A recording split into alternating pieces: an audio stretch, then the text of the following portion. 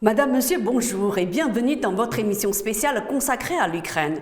观众朋友您好，欢迎收看欧洲卫视双语特别节目《直击乌克兰》，我们一同关注乌克兰局势的最新进展。Voici l'essentiel des informations. 下面请看详细内容。中国全国政协副主席、中俄友好和平与发展委员会中方主席夏宝龙6月10号出席俄罗斯驻华使馆国庆招待会并致辞，强调中方愿同俄方坚守世代友好初心，以落实两国元首共识为引领，坚定不移深化政治互信，拓展全方位合作，进一步夯实中俄传统友谊。据俄罗斯卫星网9号报道，顿涅茨克最高法院判处3名为基辅效力的雇佣兵死刑，他们分别是英国人阿斯林和平纳以及摩洛哥人萨阿顿。此前3人在法庭上部分认罪，承认参与促进恐怖活动的训练。报道称，雇佣军可以在1个月内对法院的判处提出上诉。当地时间6月9号，乌克兰总统泽连斯基签署制裁俄罗斯总统普京的总统令。Comme vous pouvez le voir, l'Ukraine est de plus en plus dépendante de l'OTAN. Selon le Figaro daté du 10 juin, le chef adjoint du renseignement ukrainien Vadim Skibisky a prévenu dans un article du Guardian que l'Ukraine commençait à être à court de munitions. Presque toutes nos munitions d'artillerie et utilisons maintenant des obus standards de calibre 155 de l'OTAN. C'est ce qu'il a déclaré et il a ajouté: tout dépend maintenant de ce que l'Occident nous donne.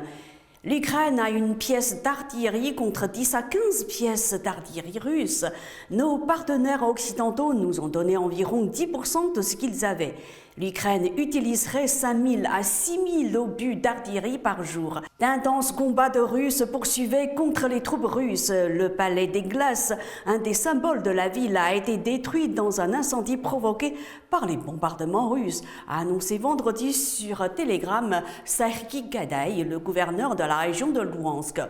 Prendre Sievrodonetsk ouvrirait à Moscou la route d'une autre grande ville du Donbass, Kramatorsk, étape importante pour conquérir l'intégralité de cette région frontalière de la Russie, en partie tenue par des séparatistes pro-russes depuis 2014. L'Ukraine pourrait toutefois reprendre Sievrodonetsk en 2-3 jours dès qu'elle disposera d'artillerie occidentale de longue portée, avait assuré auparavant Serhiy Gadaï. 近来，美国等西方国家将全球能源价格上涨、通货膨胀等问题试图归咎于俄罗斯。对此，俄罗斯总统普京9号回应说，西方国家之所以出现能源价格上涨等问题，都是西方国家自身原因所导致的。西方国家限制俄罗斯的行为是在作茧自缚。据俄新社报道，普京当天在与青年企业家代表会面时说，尽管西方国家对俄罗斯施加了制裁，俄罗斯不会在经济上自我封闭，不会给自身设置障碍。从外部围堵像俄罗斯这样的国家是不可能的，俄方也不打算给自己设置这样的围栏。他说，许多离开俄罗斯市场的外国公司会后悔做出的决定。近期，美国等西方国家试图将能源价格上涨问题归咎于俄罗斯，普京对这一说法进行了严厉的反驳。Une nouvelle fois, le président ukrainien et le président français se sont entretenus. Le président ukrainien Volodymyr Zelensky a dit avoir évoqué jeudi 9 juin avec Emmanuel Macron plusieurs sujets, comme par exemple l'aide militaire de la France à l'Ukraine, y compris en armes lourdes, et la candidature de Kiev à l'entrée dans l'Union européenne. Dans un tweet, Volodymyr Zelensky a assuré avoir informé Emmanuel Macron de la situation sur le front face aux forces russes. Nous avons discuté d'autres aides militaires pour l'Ukraine, a-t-il ajouté avant de conclure. Une attention particulière a été consacrée aux moyens de l'adhésion de l'Ukraine à l'Union européenne. Pour sa part, Paris a confirmé dans un communiqué l'appel téléphonique entre les deux présidents. Emmanuel Macron a interrogé le président Zelensky sur les derniers développements sur le terrain, ainsi que sur ses besoins en termes d'équipement militaire, d'appui politique, de soutien financier et d'aide humanitaire. Le président français a assuré à son homologue ukrainien que la France resterait mobilisée pour répondre aux besoins de l'Ukraine, y compris en armes lourdes. Enfin, les deux chefs d'État sont convenus de rester en contact, notamment dans la perspective de l'avis que la Commission européenne rendra sur la candidature de l'Ukraine à adhérer à l'Union européenne et la discussion qui s'ensuivra au Conseil européen des 23 et 24 juin. 俄罗斯方面6月9号表示，俄罗斯尚未与土耳其就向黑海出口乌克兰谷物达成任何协议。据路透社9号报道，克里姆林宫发言人佩斯科夫告诉记者，有关讨论工作仍在继续。据《华尔街日报》报道，俄罗斯和土耳其官员8号结束了会谈，双方在开辟通过黑海从乌克兰出口粮食的海上通道方面未能取得重大突破。这是联合国支持的解决全球粮食危机计划的一部分。乌克兰没有参加俄土间的会谈，也未表示会同意土耳其与俄罗斯之间可能达成的任何协议。乌克兰称，其需要得到保证，俄方不会利用可能出现的粮食安全走廊来发动进一步攻击。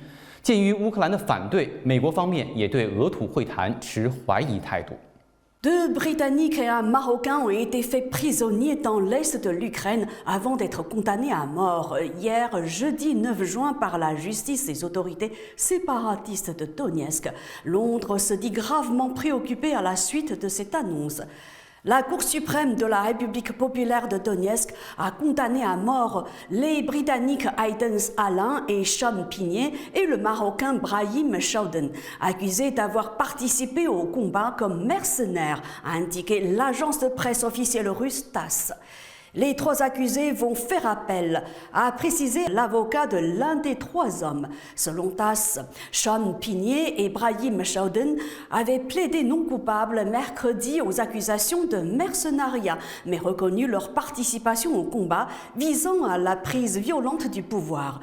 La famille d'Aiden Alain avait expliqué fin avril que ce dernier avait déménagé en 2018 en Ukraine, où il a rencontré sa petite amie et s'est finalement installé à Mykolaiv. Il avait décidé de rejoindre les marines ukrainiennes et a servi dans cette unité pendant près de 4 ans.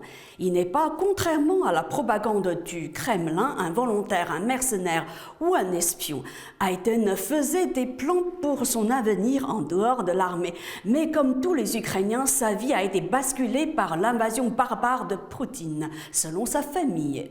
La famille de Sean Pinier avait aussi expliqué que celui-ci n'était ni un volontaire ni un mercenaire, mais sert officiellement dans l'armée ukrainienne conformément à la législation ukrainienne. Il s'était lui aussi installé en 2018 en Ukraine et a épousé une Ukrainienne. 6月8号，土耳其外长恰武什奥卢表示，由联合国推动的有关开辟乌克兰粮食出口走廊的方案合理可行。该方案也涉及俄罗斯粮食和化肥出口问题。近日，乌克兰东部地区的战况正在持续升级。乌克兰总统泽连斯基6月8号表示，北顿涅茨克战役将决定顿巴斯地区的命运，决定整个乌克兰东部地区的战争结果。与此同时，扎波罗热地区正在计划举行加入俄罗斯的全民公投。赫尔松州军民政府也表示，该地区将于近期加入俄罗斯联邦。战场之外，西方对俄罗斯的制裁依然在不断的加码。国际金融协会最新报告称，对俄罗斯制裁的最有意义的后果尚未显现，那就是俄罗斯10年经济成果将化为乌有。面对当前的全球粮食紧缺问题，俄方与土方8号会面进行协商，然而仍未与乌克兰达成协议。联合国对此再次发出警告。C'est la fin de votre émission spéciale consacrée à l'Ukraine. Merci à vous de l'avoir suivi. Mandarin TV continue de suivre de très près l'évolution de la situation en Ukraine. À la prochaine. 感谢收看这一期的特别节目《直击乌克兰》，有关乌克兰危机的最新进展，欧洲卫视还会持续关注。咱们下期节目再见。